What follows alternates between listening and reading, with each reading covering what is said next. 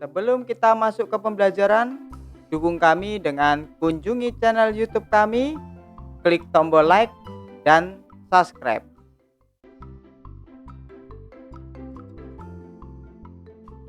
Halo semua, apa kabar hari ini?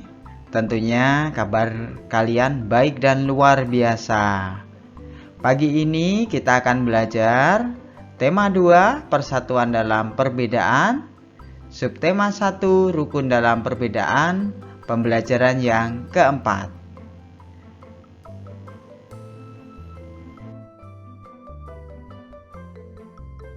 Pembelajaran yang keempat, kita akan belajar PPKN, menelaah persatuan kesatuan terhadap kehidupan berbangsa dan bernegara, beserta dampaknya.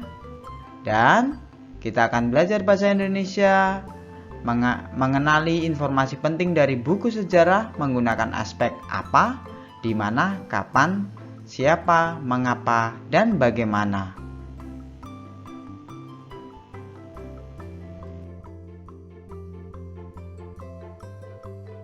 Sebelum kita masuk ke pembelajaran, marilah kita berdoa terlebih dahulu. Berdoa mulai. Berdoa selesai.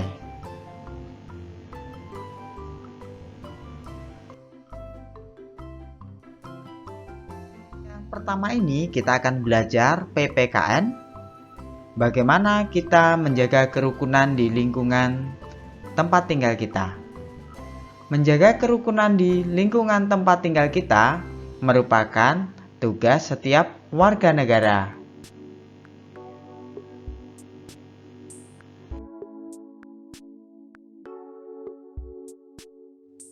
Ayo baca teks berikut ini baik-baik. Persatuan sangat dibutuhkan untuk mencapai tujuan. Segala perbedaan yang ada dikesampingkan untuk kepentingan bersama. Terkadang perbedaan yang dimiliki oleh suatu kelompok dapat memperkaya keputusan yang diambil. Menjelang proklamasi kemerdekaan Indonesia, terdapat beberapa peristiwa penting yang perlu kita ketahui, di antaranya sebagai berikut.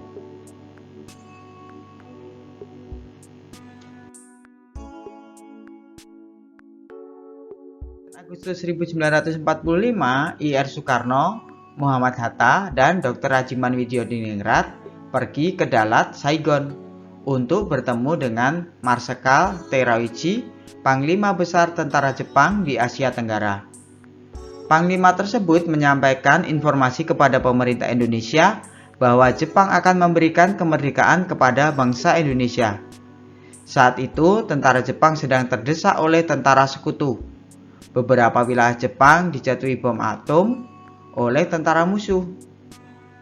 Untuk menarik simpati rakyat Indonesia, Jepang memutuskan untuk menghadiahkan kemerdekaan.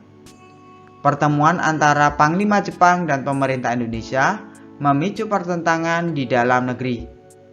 Terjadilah perdebatan pendapat antara tokoh golongan tua dan golongan muda. Golongan muda tidak ingin kemerdekaan Indonesia diatur oleh Jepang.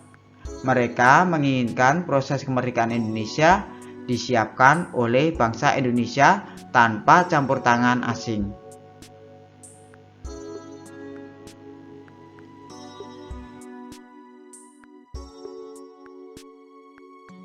Setelah membaca teks yang ada di atas, berdasarkan bacaan tersebut, tulislah informasi penting pada peta pikiran berikut. Coba kamu buat pertanyaannya dan kamu juga tulis jawabannya. Dari kata tanya, apa, mengapa, siapa, bagaimana, kapan, di mana. Silahkan kamu buat pertanyaannya dan kamu juga buat jawabannya. Jangan lupa untuk kirim ke kantong tugas.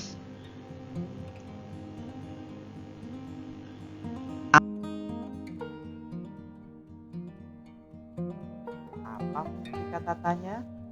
Kata tanya apa berfungsi untuk menanyakan benda atau sesuatu, keadaan atau perbuatan, dan segala sesuatu yang berkaitan berkaitan dengan isi atau pokok bahasan. Sedangkan kata tanya siapa untuk menanyakan orang atau pihak yang terlibat. Kata tanya kapan digunakan untuk menanyakan waktu suatu kejadian atau suatu peristiwa. Kata tanya di mana, kemana, dari mana untuk menanyakan suatu tempat berlangsungnya suatu peristiwa, lokasi yang akan dituju, tempat yang sedang ditunjukkan atau yang telah didatangi. Kata mengapa berfungsi untuk menanyakan sebab atau alasan suatu peristiwa yang terjadi. Sedangkan kata tanya bagaimana untuk menanyakan keadaan atau kejelasan tentang suatu hal, cara atau proses mengerjakan sesuatu. Pahami baik-baik ya, kata tanya banyak fungsinya dan harus tepat dalam menggunakannya.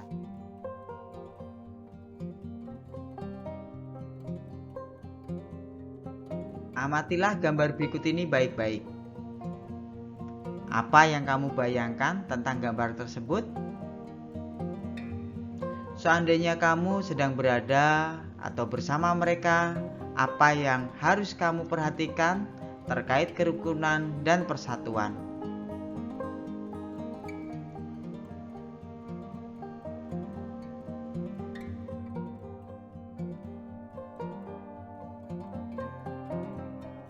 Setelah mengamati gambar tersebut, hal apa saja yang dapat kita teladani? Yang pertama, tidak membedakan suku ras dan jenis kelamin.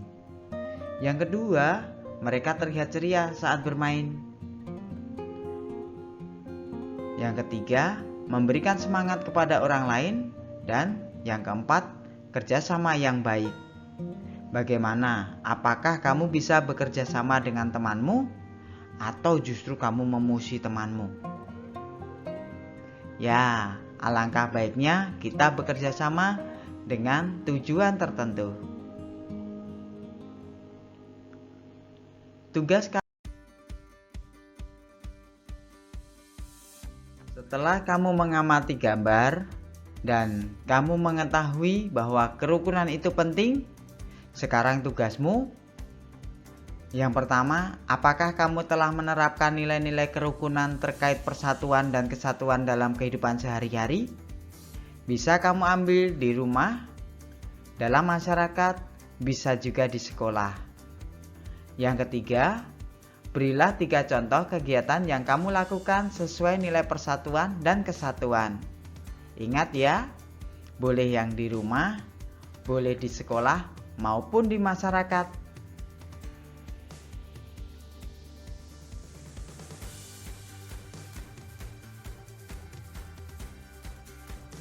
Yang ketiga, tuliskan 3 manfaat yang kamu peroleh dari nilai-nilai kerukunan dan persatuan kesatuan yang telah kamu lakukan.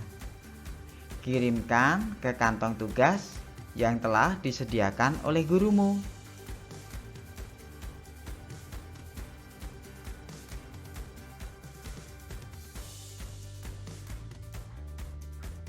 Pembelajaran untuk hari ini telah selesai.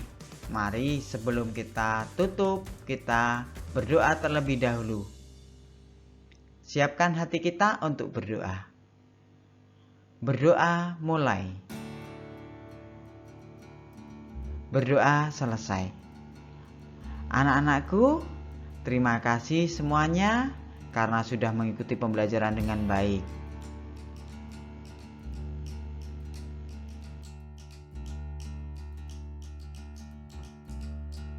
Semoga kita semua dapat menjaga kesehatan, bisa hidup dengan indah, tetap semangat, jangan lupa tersenyum, patuhi protokol kesehatan, dan beribadahlah tepat waktu.